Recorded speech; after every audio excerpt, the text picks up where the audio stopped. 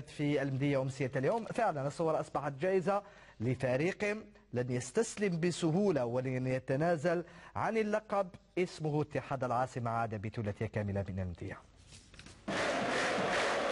مواجهة كانت جميلة ومثيرة أدارها ميال بامتياز وبحضور جماهيري كثيف للبلوز ولأبناء سوسترا أيضا الذين عادوا إلى العاصمة غانمين فرحين.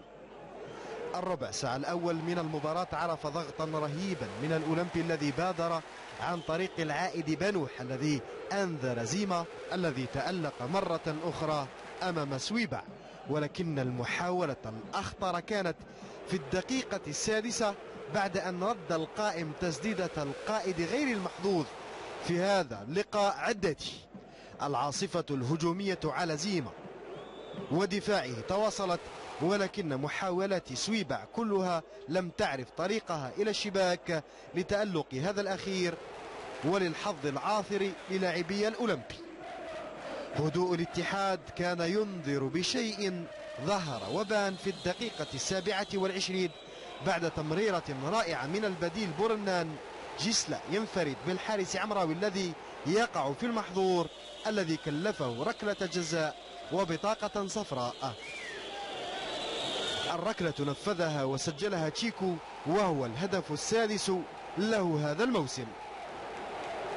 سليماني بعد ذلك أخرج عمارة وأدخل راشدي للعودة في المباراة بسرعة، وهو ما كان له في الدقيقة 44 بعد هجمة مرتدة وسوء تعامل لابن يحيى مع الكرة.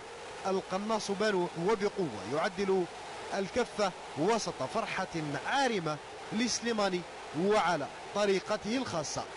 فرحة كانت كبيرة على المدرجات وعلى أرضية الميدان من جانب الأولمبي، لينتهي الشوط الأول على التعادل الإيجابي. في الثاني ومع بدايته نفذ عددي ركلة زاوية ارتطمت بقائم زيما للمرة الثانية وبواقعية كبيرة، وتحديدا في الدقيقة 65 بعد هجمة منظمة ومنسقة.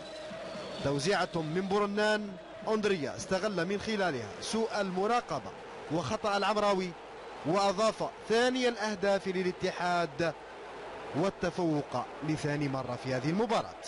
بوت طالب أشباله بالهدوء والتمركز الجيد ولعب البلوك بسبب أرضية الميدان التي أعاقت التشكيلتين وحرمتنا من مشاهدة عروض أفضل. وغير بعيد عن هدف لاعب المباراة أندريا، وعند مشارف الدقيقة 72 وبعد ركنية ترك فيها الشافعي من دون رقابة على مرتين فعاقب بها سعدوي، والبقية بهدف ثالث قتل به المباراة التي عرفت طرد بالأحسن من جانب الاتحاد بعد أن أنذره الحكم الرائع في مناسبتين. الفرص بعد ذلك كانت يائسة من سويبع الذي سيكون له شأن كبير إذا ما واصل العمل بجدية.